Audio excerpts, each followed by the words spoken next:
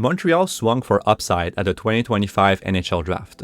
Alexander Zharovsky might not play in the NHL at all, or his development might accelerate and he may become a top 6 forward.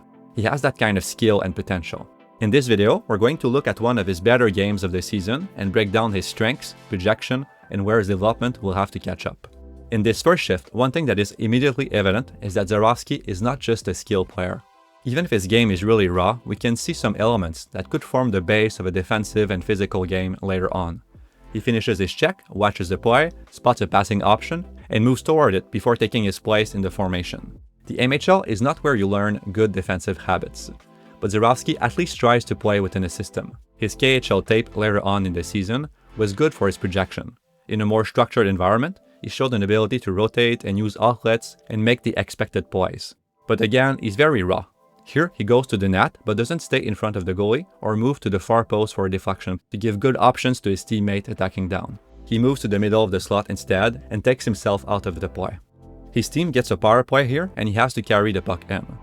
He has a pretty deceptive posture, handling at his hip, but he's not dynamic at the moment. He skates wide at a lower speed and his stick handling is locked in the rhythm of his strides. But again, Zharovsky is a project. He's pretty new to competitive hockey and there are plenty of promising elements in his game. Like here, he establishes body positioning on this puck, seals it from the opposition, and finds the outlet. And we see him create a couple of passing plays. The first one was pretty evident. His teammate was alone across the ice, but the second one shows a higher understanding of the game. He's in a 2-on-1 with his teammate, the defender goes down expecting the shot, but he tries a give and go around him, and uses 10-2 skating to get open for a return pass and a potential catch and release. Here's another look at his skating. We could dive deep in the mechanics, but they don't matter too much at this stage. His steps just lack power and strength. But here it kind of plays to his advantage, as his late arrival gives him a bigger gap with the defender and an easy access to the zone. He baits a poke check with a hesitation move and tries to fire under a stick after. Here's a more dynamic attack from Zarovsky, where he uses crossovers to pick up speed and manipulate the defender. The defender is late to gap up. Zarovsky fakes inside, attacks outside, and then finishes by cutting around the opponent and the net. There were a few signs of higher hockey sense in that clip. First, he's not going straight ahead, but takes back ice to make the pass easier for his teammate and get a longer runway to attack the defender. He keeps his gaze inside as he drives in, further selling his move, and he cuts away as soon as the defender shifts his weight. That means he can read body cues well, and he also understands he has a speed difference after and the inside lane to the net, but that the goalie and the next defenders are set, so his best move is to wrap around. Before he tried that, he sold the shot to make the goalie go down and improve his chance of pulling off that play. We had a bit of trouble rating Zarovsky's hockey sense this season. He overdangles and misses some plays, and again, he's pretty raw overall. His decision-making needs work, but there were enough flashes of higher-end feel for the game to consider giving him an above-average NHL projection for his hockey sense. But we couldn't fully discount the errors we saw. In the end, we settled on an average mark. The pace of his game is pretty slow, but his processing seems fast enough to translate to the professional game. Here, he shows a bit more speed to get to this loose puck, avoids a poke check on entry, spins, and passes into space behind the play. Then he stretches the offense by attacking the space across the ice, and here you see why he's a hard player to project and evaluate. Zarovsky has the skill to catch and release this pass. If he did, he would probably have scored.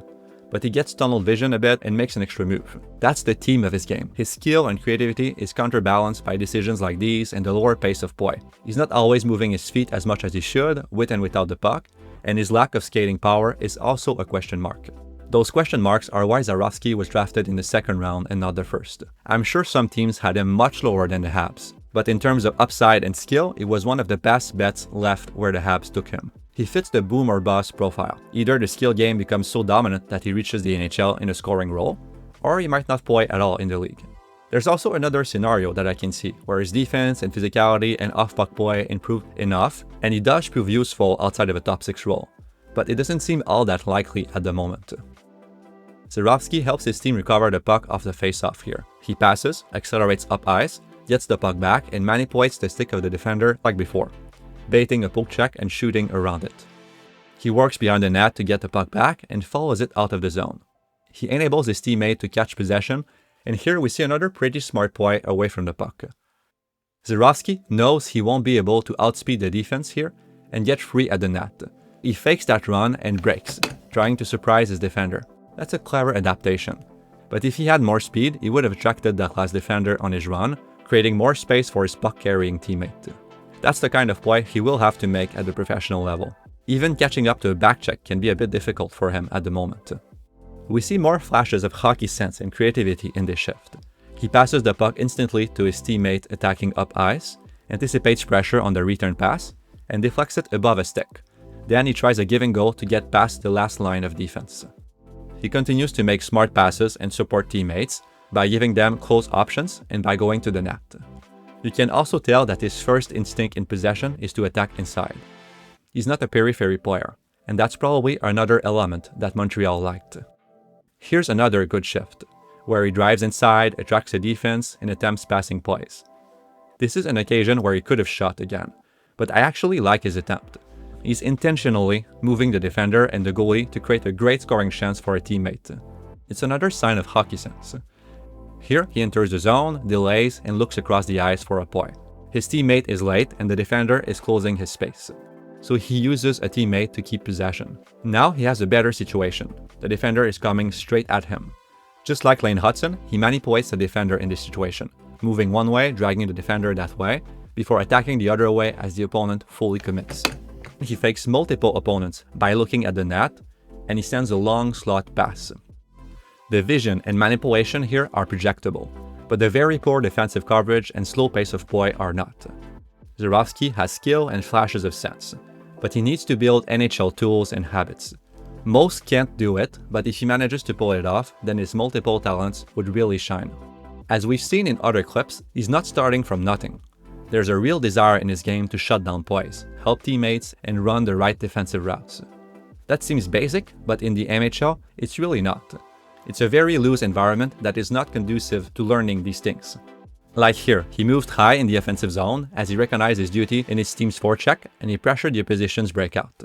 Then he skates in the defensive zone and engages an opponent on the wall. He could have skated the puck out, but he looks to make a safe play instead to avoid making a turnover. It may not have been the best choice, but it's still a sign that he understands the risk to an extent, where he can dangle safely and where he shouldn't necessarily do it. Montreal was well positioned to draft Zarovsky. Their prospect pool is quite strong at most positions, and they have entered a different stage of their rebuild. They might not get very high draft picks anymore, so they have to take some swings. Zarovsky may not make it at all. He has a lot of development ahead, but the skill foundation is there and the vision and one-on-one abilities too. If he can get stronger, add a lot of speed, and learn to play even better in a system, he could rise up to a top 6 role and boost a future cup contending team. Zharovsky. Zharovsky, классный проход, бросок и шайба в сантиметрах от штанги прошла. So that's it for this video. If you enjoyed it, please like and subscribe. If you want more prospect analysis, check out the news section of Elite Prospects.